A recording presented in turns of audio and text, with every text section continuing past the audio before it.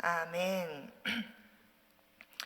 네, 오늘 월요일 아침에는 하나님의 나라에 들어가려면 이라는 주제로 사도행전 14장의 말씀을 통해서 우리에게 주신 하나님의 메시지를 마음에 담아보려고 합니다. 제가 아주 감명 깊게 읽었던 책들 중에 철로역정이라는 책이 있습니다. 이미 읽어보신 분들도 계시고 또 아직 안 읽어보신 분들도 혹시 계실 텐데요. 이 책은 꼭 한번 읽어보시기를 제가 추천합니다. 이 책은 역대 신앙서적 중에서 성경 다음 가는 베스트셀러이기도 합니다. 17세기, 아주 오래전이죠. 17세기 그 영국의 작가이자 침례교 설교가였던 이 존 버니언이라는 분의 작품인데요. 이 크리스찬이라고 이름하는 그 한 그리스도인이 이 멸망을 앞둔 장망성, 장차 망할 성이죠. 이 세상이 그런 것을 발견하고 그 도시를 떠나서 천국, 하나님의 나라를 향해서 이 여행을 가는 또 그 여행을 가면서 그 여정을 그린 이야기입니다. 죄로 가득한 이 세상에서 이 하루하루를 살아가는 것이 이 고통스러웠던 이 주인공은 뭔가 진리를 찾아 헤매다가 전도자를 만나게 되고 영생에 대해서 듣게 됩니다. 그리고 나서 이 진리를 찾아서 영생이 약속된 그 천국으로 여행을 떠나죠. 그의 여정을 고집이 가로막고 또 가다가 절망의 수렁에 빠지기도 하고 또 비겁함과 불신 내 유혹을 받기도 하고 또 허영에 빠져서 허우적거리기도 합니다. 그러나 이 믿음과 또 소망과 또 이 전도자와 때때로 성령님의 도우심을 받아서 결국은 하나님의 성에 잘 도착하게 되죠. 이 책은 1부와 2부로 나뉘어져 있는데 처음에는 이 주인공을 가족들이 엄청 말립니다. 미쳤다고 하고 무슨 소리냐, 이 세상에서 이 세상이 뭐 어디 망한다고 하느냐 막 이러면서 그 부인도 또 이렇게 말리고, 그래서 이해받지 못하는 상황에서 이 여정을 떠나죠. 그러나 이제 이 1부가 끝나고 2부는 이 남편이 사라지고 난 다음에 남편이 했던 말들을 곰곰이 생각해보고 또 이 세상을 다시 보게 되는 이 부인이 또 남편을 찾아서 또 그 천국을 향한 길을 자녀들과 함께 떠나고 또 이 가족도 결국은 하나님의 나라에 이르르면서 이 책이 마무리가 됩니다. 이 책의 주인공의 모습은 바로 우리들 모두의 모습이기도 합니다. 이 세상이 장차 멸망할 세상인 것을 우리가 깨닫게 되고 또 진리의 예수님을 알게 되고 믿게 되었습니다. 그러나 이 하나님 나라에 가기까지 여전히 우리가 이 세상을 살아야 하는 시간이 주어져 있어서 우리 세상에서 살면서 그 알게 된 영생을 지키고 또 그 영생을 믿는 이 믿음을 지키면서 참 그리스도인으로서 우리가 신앙의 여정을 떠나게 되죠. 그래서 참 그리스도인으로서 살아가야 하는데 그 살아가는 것이 사실 쉽지가 않습니다. 왜냐하면 우리로 하여금 이 하나님 나라를 향해서 나아가는 이 믿음의 길에서 우리를 이탈시키려고 하는 그런 유혹들이 이곳저곳에서 오기 때문이죠. 자, 오늘 본문에서 등장하는 이 바울과 바나바도 하나님 나라에 들어가기까지 이 세상에서 믿음을 지키며 참 그리스도인으로서 살아가려고 애쓰고 힘썼던 믿음의 우리 형제들입니다. 물론 이 사도들이고 뭐 대단한 표적과 기사를 일으켰고 나와는 정말 비교할 수 없는 그런 분들인데라고 생각하시겠지만 사실은 예수님이 우리 안에 있고 똑같이 우리와 같이 하나님을 알고 또 예수님을 따라가는 믿음의 형제들이시죠. 그 형제들도 그래서 우리가 이 세상에서 살면서 당하는 그런 우리를 하나님의 나라에 들어가려고 하는 그 길에서 믿음의 길을 가는 데서 이탈하게 하는 그런 유혹을, 이 세상의 유혹을 이 형제님들도 당합니다. 자, 어떤 유혹을 받고 또 이 유혹에 대해서 어떻게 반응하고 있는지를 우리가 오늘 본문을 보면서 한번 좀 살펴보면서, 오늘은 나에게도 다가오는 이런 유혹과 또 이런 유혹에 대해서 나는 어떻게 반응하고 있는지 우리 자신을 한번 좀 돌아보면서 이 시간에 주님이 주시는 교훈을 받는 시간이 되었으면 좋겠습니다. 자, 우리가 이미 앞장 13장에서 살펴본 것처럼 이 바울과 바나바는 안디옥 교회를 열심히 섬기고 있었던 믿음의 형제들입니다. 자, 그런데 어느 날 열심으로 주를 섬기며 금식을 하더니 안디옥 교회의 리더들이 성령의 음성을 듣습니다. 사도행전 13장 2절과 3절에 보면 성령께서 이 리더들에게 이렇게 말씀하시죠. 주를 섬겨 금식할 때에 성령이 이르시되 내가 불러 시키는 일을 위하여 바나바와 사울을 따로 세우라 하시니 이에 금식하며 기도하고 두 사람에게 안수하여 보내니라. 교회의 사명은 계속해서 복음을 전하는 것입니다. 성령께서는 열심으로 주를 섬기고 있던 이 교회를, 이 안디옥 교회를 깨우시고, 그리고 이 교회의 본질적인 복음을 전하는 사명을 감당하기 위해서 이 두 사람을 따로 세워라라고 그렇게 말씀하셨습니다. 자, 그리고 이 안디옥 교회의 리더들은 이 주님의 말씀에, 이 성령의 음성에 민감하게 반응하죠. 순종해서 이 두 사람을 금식하며 기도하면서 이제 복음 전파를 위해서 다른 지역으로 파송을 합니다. 자, 이렇게 해서 이 바울의 1차 전도 여행이 시작이 됩니다. 자, 여러분이 보시면 이 지중해에 위치한 구브로 섬, 지금은 키프로스 섬이라고 불리우는 그 섬을 거쳐서, 그리고 오늘날은 지금 터키 영토가 되어 있죠. 이 터키의 영토 내에 있는 버가, 또 비시디아 안디옥이라는 지역을 거쳐서 오늘 본문인 이 14장의 배경이 되고 있는 이고니온, 오늘날 명칭은 코냐죠. 터키의 코냐라는 지역, 이고니온과 또 루스드라라는 지역에서 복음을 전합니다. 자, 오늘 이 14장에서 그리스도인으로서 살아가고 있는 이 바울과 바나바의 삶을 바라보면서 우리는 이 하나님 나라에 들어가려면 마땅히 흔들리지 않고 극복해야 함에도 불구하고 우리 내면이 쉽게 또 심하게 흔들리게 되는 이 두 가지 유혹을 한번 발견해 보도록 하겠습니다. 자, 첫 번째는 피하고 싶은 유혹입니다. 자, 오늘 본문에 보면 이 바울과 바나바는 그리스도인임을 아주 이렇게 드러내면서 잘 살고 있습니다. 유대인의 회당에 들어가서 예수 그리스도의 복음을 아주 담대하게 전합니다. 1절에 보면 바울과 바나바가 회당에 들어가서 복음을 전하니까 이 유대와 헬라의 허다한 무리가 이들의 말을, 바울의 말을 들었다, 또 말을 듣고 믿었다라고 전합니다. 게다가 3절에 보니까 이 주님께서 은혜를 더해 주셔서 바울과 바나바의 손으로 표적과 기사를 또 행하게 해주셨고, 이 표적과 기사를 본 아주 수많은 사람들이 이 두 사도를 따랐다라고 이렇게 전하고 있습니다. 그러나 이처럼 많은 이들이 또 믿고 따르기도 했지만 많은 이방인과 유대인과 관리들이 이들을 모욕하고 돌로 치려고 달려드는 그런 신변의 위협과 생명의 위협을 받기도 했고, 또 결국은 이 위협으로 인해서 다른 도시로 또 이렇게 도망해서 피해가야 하는 그런 상황에 이르르기도 합니다.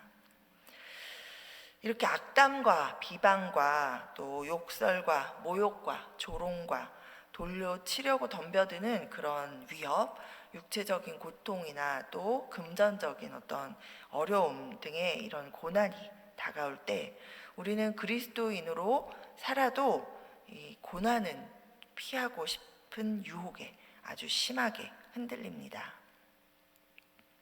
나는 예수님의 고난과 죽음으로 구원을 얻었지만 그래도 나는 고난은 피하고 싶다 하는 유혹이 우리의 믿음을 흔들어댑니다.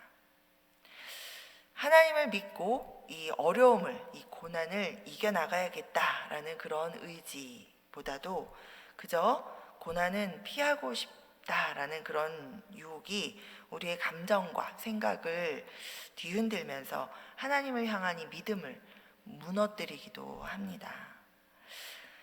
이전에 세상에서 속해왔던 어떤 인간관계 속에서 왕따를 당하게 될까봐, 또 비방을 받게 될까봐, 또 뭐 별스러워졌다라는 소리를 들을까봐, 또 분위기 망친다는 소리를 또 들을까봐, 또 직장에서 별나다, 이 사람 저 사람 참 별나네, 이런 말을 들을까봐, 또 그래서 뭔가 불이익을 내가 당할까봐 세상 사람들, 세상 속에서 우리가 살아가면서 그리스도인의 모습을 드러내지 못하고 예수 믿는 사람인지 예수 믿지 않는 사람인지 별로 구별이 되지 않게 그렇게 티를 내지 않고 살아가고 있다면, 또는 내가 예수를 믿게 되었는데 예수를 믿기 전과 예수를 믿은 후에 나의 생활이나 생활 속에서의 나의 행동이나 나의 모습들이 별로 달라지지 않은 그런 모습으로 살아가고 있다라면 우리는 어쩌면 지금 이 고난을 피하고 싶은 유혹에 빠져 있고 그 유혹을 이기지 못하고 살아가는 그런 상태일 수도 있겠습니다. 자, 그런데 문제는 이 유혹을, 이 피하고 싶은 유혹을 이기지 못하면 우리는 어떻게 되냐면요, 세상과 타협하게 됩니다. 아주 쉽게 좀 내 세상에서 살아가는 나의 모습을, 또 내 행동을 세상에 맞춰서 살아갈 수밖에 없는 그 이유들을 내 안에서 찾아내게 되고, 그것으로 내 행동과 나의 상태를, 내 신앙의 상태를 합리화하게 되고, 또 그것으로 계속해서 변명하게 됩니다.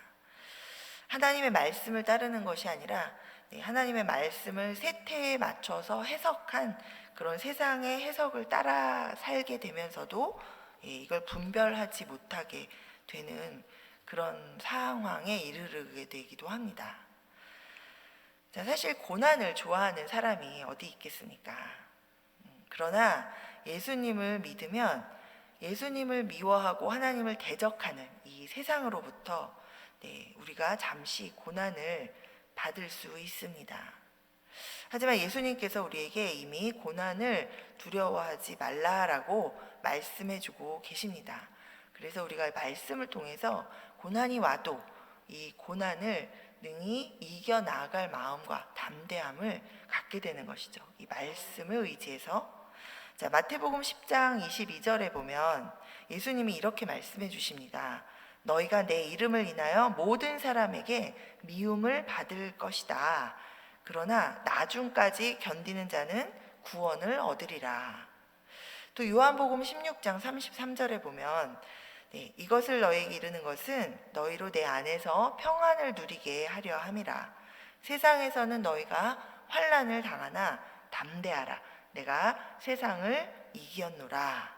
이미 이렇게 우리에게 말씀해 주셨습니다. 자, 죄로 가득한 이 세상은 장망성, 그죠?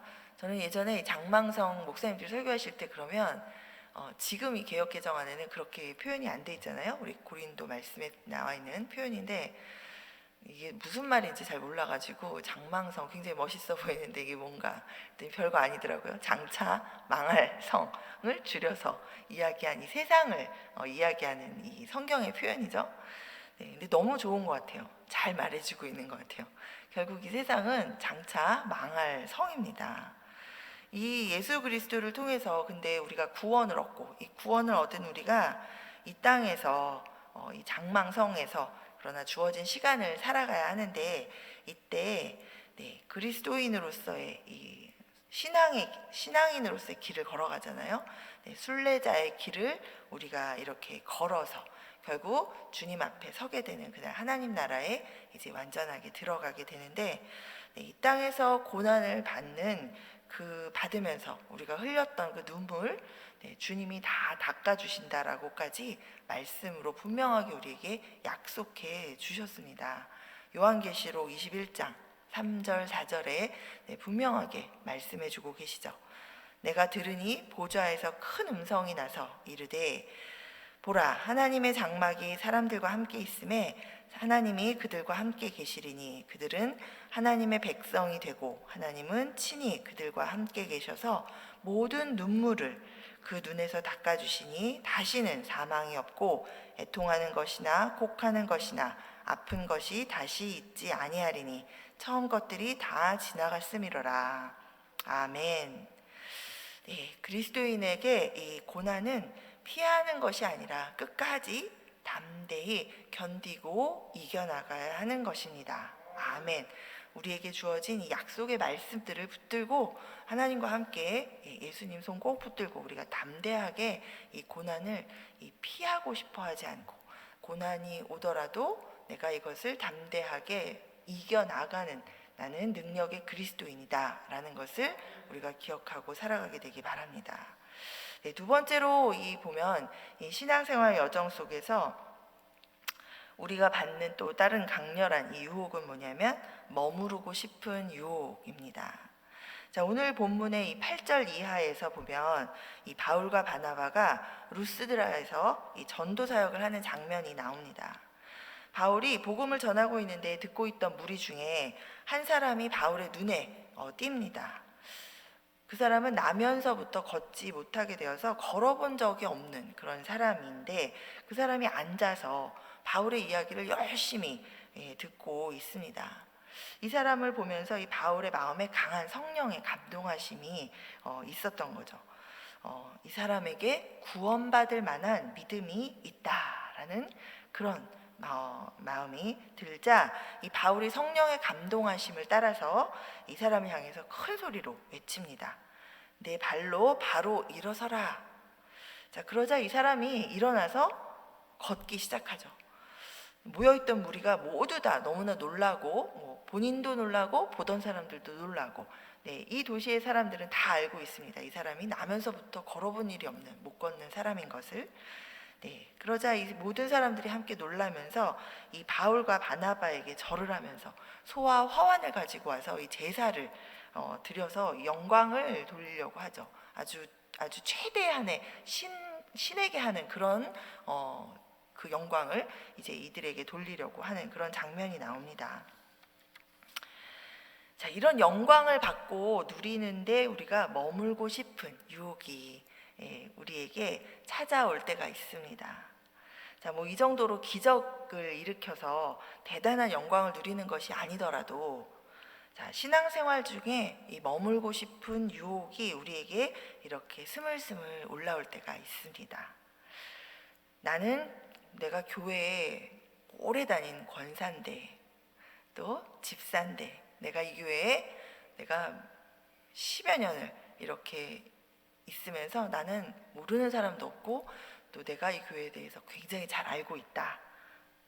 또 내가 장로인데, 또 나는 전도사인데, 나는 목사인데, 이렇게 우리도 모르게 이런 마음들이 다른 사람들로부터 이런 인정과 칭찬을 받는 거죠. 아, 저분은 오래 섬기신 권사님이세요. 아, 저분은 새벽 기도는 빠지지 않는 그런 아주 기도의 용사셔. 이런 사람들의 이런 인정과 칭찬을 받게 되면 그 인정과 칭찬 속에 머무르고 싶은 유혹이 찾아옵니다. 하나님의 말씀에 거하면서 우리가 그 말씀을 지켜서 행하는 삶을 살다 보면 인정과 칭찬을 자연스럽게 받게 됩니다.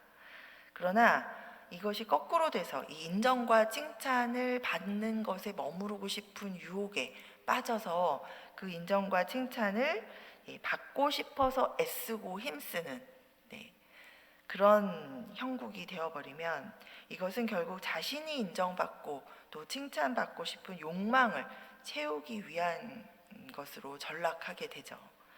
결국은 자신의 명예 욕구 또는 인정받고 싶은 욕구를 만족시키고 내가 영광을 취하는 그런 교만을 쌓아가는 그런 결과를 초래하게 됩니다.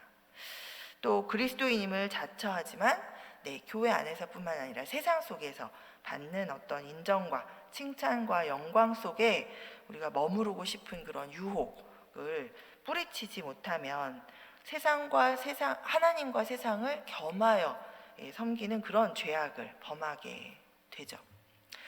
자, 바울과 바나바는 어때요? 아주 영광 가운데 높임을 받는 그런 높임을 조금 이렇게 하고 감사를 받고 사실은 그렇게 할 수도 있었을 것 같아요.